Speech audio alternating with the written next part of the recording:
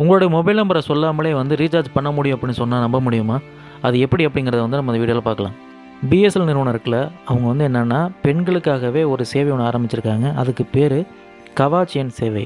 இந்த சேவையோட நோக்கம் வந்து என்னென்னா, பெண்கள் வந்து தங்களுடைய நம்பரை வந்து கொடுக்காமே வந்து அவங்களோட மொபைலை வந்து ரீசார்ஜ் பண்ணிக்க முடியும். இதன் மூலமாக வந்து அவங்களுடைய தனி உரிமை, அது மட்டும் இல்லாமல் பாதுகாப்பை வந்து மேம்படுத்திக்கிறதுக்கு இந்த சேவை வந்து உதவுது அப்படின்னு தான் சொல்லணும்.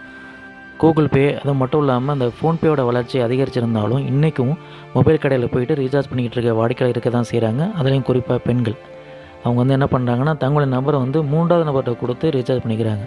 இப்போது இந்த கவாச் சேவை மூலியமாக தங்களுடைய நம்பரை சொல்லாமே வந்து ரீசார்ஜ் செய்துக்க முடியும். அது எப்படின்னு சொன்னால், பிஎஸ்என்எல் இருக்காங்கள்ல, பெண்களுக்கு வந்து என்ன பண்ணுறாங்கன்னா, தற்காலிகமாக ஒரு மொபைல் நம்பரை வந்து ஒதுக்குறாங்க. அந்த தற்காலிக நம்பர் மூலியமாக அவங்க ரீசார்ஜ் செய்யும்போது அவங்களுடைய சொந்த நம்பருக்கு வந்து ரீசார்ஜ் ஆகிடும்.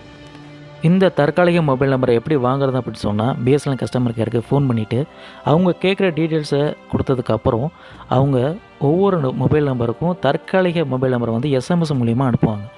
அதுக்கப்புறம் இந்த தற்காலிக மொபைல் நம்பர் கொடுத்து ரீசார்ஜ் பண்ணும்போது பெண்களோட சொந்த நம்பருக்கு வந்து என்னென்னா ரீசார்ஜ் ஆகிடும். இந்த சேவை மூலயமா வந்து பெண்கள் ரீசார்ஜ் பண்ணும்போது தங்களுடைய நம்பரை கொடுக்கணுமா வேணாமுங்கிற அவங்களே முடிவு செய்து கொள்ள முடியும்.